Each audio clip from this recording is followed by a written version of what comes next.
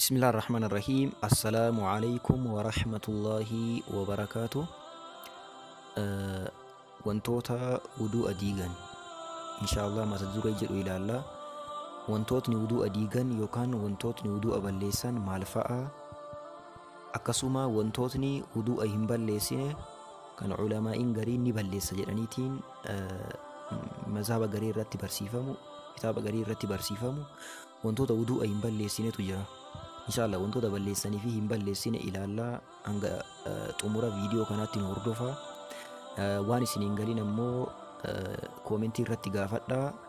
Nabiyyi keenya sallallahu alaihi wasallam irratti salawaata buusuudhaan eegalaa isiniin jedhaa. Viidiyoon kun akka nama hunda bira ga'uuf sheer godhuu hin dagattanii laayik godhaatiin eegalaa. Mallattoo laayikii tuqaatiin eegalaa. Wantoota wuduu diigan. Wantootni wuduu diigan waa hedduutu jiru. Kanneen keessaa inshallah wantoota gurguddaa waan jaha waliin ilaalla. Tokkoffaa خروج البول أو الغائط أو الريح من السبيلين. فنجان يوكين سجران يوكين حفور يوكان أفهم برادين دوفوك جدامو سبيلين يوكان كرالا ماني نمر رابو. فنجان سجرا في دوفون كرالا ماني نمر رابو. كرالا ما يوجدامو قام سالا كدوباتي في قام سالا كأفوتين. كرا كالتي لمان كنينين يوكان نمر رابو تأي. namni tokko wuduun isaanii diigamaa jechuudha. Yaa beekamaadha, namni tokko yoo fincaan ka fincaa'u ta'e akkasuma mallee sagaraan yoo ka irraa ba'u ta'e, sagaraan kallattii kamiinuu dhibeedhaan ta'e maaliidhaan ta'e afoodhaan yoo ka irraa ba'u ta'e qaama saalaa afoo kanaan jechuudha. Wuduun isaanii diigama. Akkasuma mallee hafuurri yookaan dhuufuun kallattii kamiinuu nama tokko yoo afoodhaan yookaan duubaan ka irraa bahu ta'e wuduun isaanii diigamaa jechuudha. tokkoffaan isaa. Lamaffaa khuruujul maniyyi wal wadyi wal madhi. Maniyyiin namarraa bahuudha, wadyiin akkasuma mazyiin namarraa bahu. Inshallah viidiyoon as dura hojjedhe tokko ni jira. Dhangala'aa beekamaa qaama saalaatiin namarraa bahan mata duree jedhu hojjedhee jira. Maniyyiin maal akka ta'e, wadyiin maal akka ta'e, mazyiin maal akka ta'e akkasuma mallee akkaataa itti qulqulleeffatan achi keessa dubbannee jirra. Bal'inaan achi keessa ilaaluu dandeettanii. Maniyyiin isparmii ka jedhamu kana yookaan samanii jedhaniini dhangala'aa dhiirarraallee dubartiirraallee argamuu danda'uudha. Tokkoffaa dhangala'aa hormaataati. Dhangala'aan kuni ka yeroo abbaan manaatiif haati manaa wal qunnamtii saalaa geggeessan jidduu isaaniitti argamuudha. Abbaa manaatiif haadha manaa jidduutti yeroo wal qunnamtii saalaa geggeessan argamuu danda'a tokko. Takki ammoo halkan janaa bayanii yookaan halkan rafanii jechuudha. Achitti akka waan dubartii wajjin dhiirri walqunnamtii saalaa geggeessite yookaan dubartiin akka waan dhiira wajjin walqunnamtii saalaa geggeessiteetti dhangala'aan akkas irraa bahu maniyyii jedhama.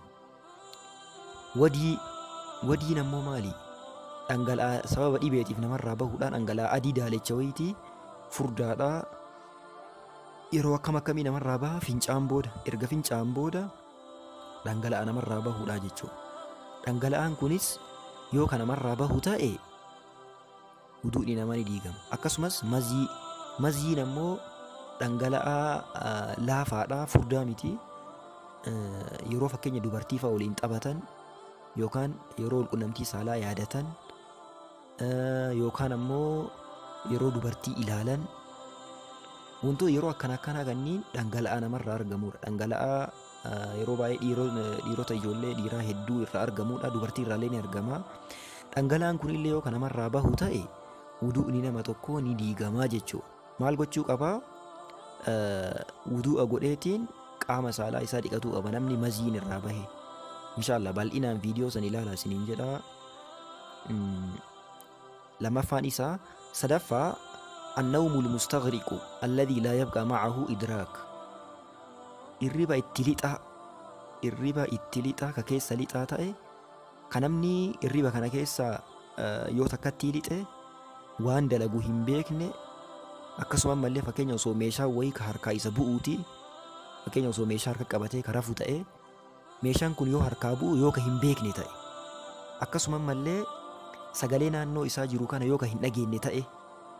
Irriba rafee irriba akkas keessa lixansa yoo karaa fan ta'e wuduudhi nama tokko ni diigama. Garuu Irribni xixiqqoon fakkeenya akka mugaatiidha. Osoo ta'an fakkeenya akka mugaatiin nama dhufu mugaatii jedhama yookaan mugiinsa jedhama. Namni tokko yoo ka mugu ta'e yookaan afaan Amaariffaatiin maanqalaafaa jedhaniini yoo ka hanqalaafoo ta'e yookaan yoo ka mugu ta'e yoo irriba kana ka keessa hin lixiin ta'e irribni xiqqoo yoo ka itti dhufaa irraa baddu ta'e wuduun isaa hin badu. Garuu irriba itti lixaa namichi shimxixxi jedheetiin ka irriba achi keessa lixee rafisan yoo ta'e wuduun isaa ni badaa jechuudha. Maal gochuu qabaa? Haarawaa deemee wadda'atee salaataaf qophaa'uu qabaa jechuudha. Garuu yoo wudu'a irriba kana ka keessa hin tariin ta'ee mugiinsaa yoo ka rafu ta'e wuduun nama kanaa hin baduu jechuudha. Wantoota wudu'a balleessan keessaa inni sadaffaan isaa. Afraffaan ammoo zawaalul aqli bisukri awil ighmaa'i awil junuun. Aqliin namaa deemuudha yookaan sammuun namaa deemuudha. Maaliidhaan? Sukriidhaan yookaan machiidhaani. Araqee dhuganii machaa'uudhaan waan nama sakkarsiisu dhuganii machaa'uudhaan. Takka immoo ighmaa'an. Ighmaa'a jechuun ammoo namni tokko sababa igmaa'a jechuun gaggabdoo kunoo nama qabeetiin namichi achi follaalee gaggabdoo jechuudha. Awil junuun takka ammoo maraatuma hin maraate. Namni tokko araqee dhuga yoo ka mataa isaa ka deemu ta'e akkasuma mallee yoo gaggabeetiin aqliin ka irraa deemu ta'e takki ammoo maraateetiin yoo aqliin ka irraa deemu ta'e wuduun isaa diigameera. Wahaadaa naaqidun ijmaa'an. Wantoonni sadan kunniin wudu'a namaa balleessuun ulamaa'ii jidduutti ijmaa'a yookaan waliigaltee ulamaa'ii hundaati jechuudha. Kanaaf namni tokko yoo aqliin isaa akkana akka deemu ta'e wuduun isaa ni badaa jechuudha. Khaamisan inni shanaffaan ammoo wantoota wudu'a balleessan keessaa massul farji bilaa haa'iliin sawaa'uun bishahwatin aw bidunihaa. Wantoota wudu'a balleessan keessaa inni shanaffaan qaama saalaa tuquudha. Qaama saalaa yoo jedhamu kaafoo kana jechuudha. Qaama saalaa tuquudha bilaa haa'iliin. Haa'ilaan malee yookaan ammoo wanti biraa osoo jidduun jirre harkumaan daayireekt harkuma isaatiin tuquudha. Bishahwatin aw bidunihaa. Fedhiidhaan tuqee fedhiin ala tuqee kallattii kamiinuu wuduun ni diigama. Ulamaa jidduu khilaafa jira. Qaama saalaa tuquun wudu'a ni balleessa moo hin balleessu kan jedhu keessatti inshaallah inni caalaan qaama saalaa yoo ka tuqan ta'e qaama saalaa haa'ilaan malee yookaan wanti girdoo ta'u yookaan ammoo daayireekta kallattimaan harkuma isaatiin yoo qaama saalaa isaa ka tuqu ta'e wuduun isaa ni badaa deebi'ee waddaatuu qabaa jechuudha. Namni tokko qaama saalaa isaa beekaas tuqee beekaas tuquu baatee wuduun isaa ni badaa jedhani. Beekaas tuquu baatu wuduun isaa ni bada. Keessattuu fedhiidhaan yoo ka tuqu ta'e wuduun isaa ni badaa jechuudha. Qaama saalaa daa'immanii namni fakkeenya daa'imman guddisu dubartoonni fakkeenya daa'imman yeroo baay'ee guddisan qaama saalaa daa'immanii yeroo baay'ee ni tuttuqu.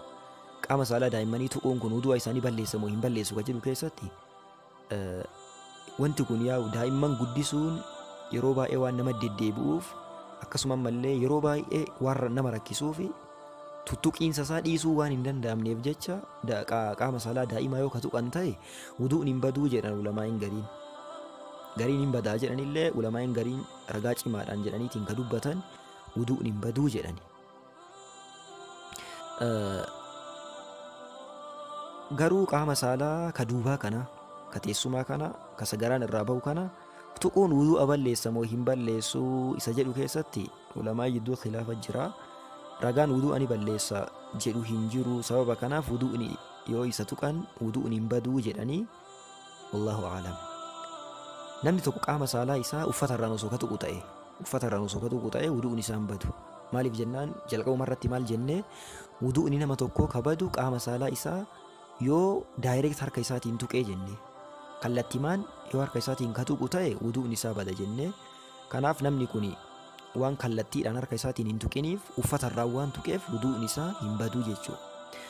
Wantoota wudu'a balleessan keessaa inni jaffaani minan nawaaqidi aklu laahmil ibil awil jazuur. Foon gaalaa nyaachuudha. Namni foon gaalaa nyaate foon dheedhii ta'ee, foon bilcheeffame ta'ee, ka waxii godhame ta'ee, kallattii kamiinuu foon gaalaa namni nyaate wuduun isaa diigamee jira, deebi'eetiin wadda'atuu qabaa jechuudha. Namni foon gaalaa nyaate kallattii kamiinuu haa ta'u nyaannaan, foonicha kallattii kamiinuu jiru nyaannaan wudu'a isaa deebiseetiin haara'oomsee wadda'atuu qabaa jechuudha.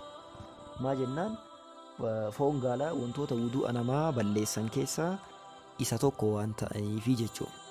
Wantoonni jahan armaan olitti dubbanne kunniin wantoota wudu'a ni diigan jedhamanii ragaa sirrii ta'een dhufanidha. Wantoota wudu'a hin diignetu jira. Ulamaa jidduu khilaaf ni jiru. Ka garuu ammoo wudu'a diiga jedhameetiin namoonni gariin amanan garuu ka wudu'a hin diignetu jira. San keessaa inni tokkoffaan lamsu rajuli almar'ata biduuni haa'iliin. Dhiirri dubartii tuquudha. Daayireekt harka isaatiin tuquudha. Harka isaatiin qaama dubartii tuqu. Dhiirri yoo ka dubartii tuqu ta'e wuduun isaa hin badu. Garuu ammoo cubbuudha. Dubartii tuquun dubartii ajnabaa jechuudha. Dhiirri dubartii ajnabaa harkaan cabbaxuu ta'ee, qaama isii tuquu ta'ee, waan kamuu haa ta'u isii tuttuquun haraama dhoorgama. Garuu ammoo wuduun isaa osoo waddaateetiin ka isii tuqu ta'e yookaan isiin illee ka waddaattee dhiirri isii tuqu ta'e wuduun hin badu. Garuu ammoo irraa fagaatuu barbaachisaa jechuudha. Ragaan kanaa maali? Nabiyyiin sallallahu alaihi wasallam osoo salaatutti jiran Aishaa fakkeenya tuqanii jiranii. Osoo ka wudu'a balleessuuti sila salaanni isaanii wuduun isaanii ni badaa, salaanni isaanii illee ni badaa jechuudha. Sababa kanaaf jecha dubartii tuquun wudu'a hin balleessu. Dubartii ajnaba ta'uu baatee dubartii tuquun wudu'a hin balleessu. Garuu ammoo dubartii tuquun dhoorgamaadha, irraa fagaatuu barbaachisaa jechuudha. Lammaffaan wantoota wudu'a hin balleessine keessaa خروج الدم من غير المخرج المعتاد سواء كان بجرح أو حجامة قليلا أو كثيرا. dhiigni namarraa bahuudha iddoolee beekamaa ta'een alatti. Fakkeenya dhiigni yoo qaama salaatiin kan namarraa bahu ta'e najisa ta'a, wudu'allee nama balleessa.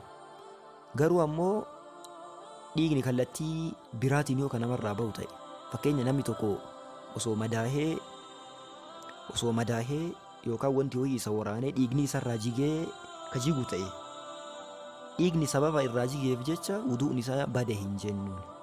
Akkasuma malee namni tokko osoo koobatu waan jedhamutu jira.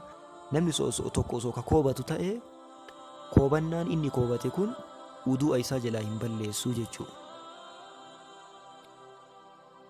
Akkasuma malee namni tokko osoo ka funuunu ta'e dhiigni funyaan isaatiin osoo ka bahu ta'e wuduun isaa hin baduu jechuudha. Sadaffaa wantoota wudu'a hin balleessine keessaa alqay'u wa nahwuhu. Qay'iidha. Qay'ii jechuun haqqee jechuudha. Haqqee namni tokko osoo haqqisu ta'e, fakkeenya namni tokko osoo haqqeen ka irraa bahu ta'e wuduun isaa hin diigamu, hin badu.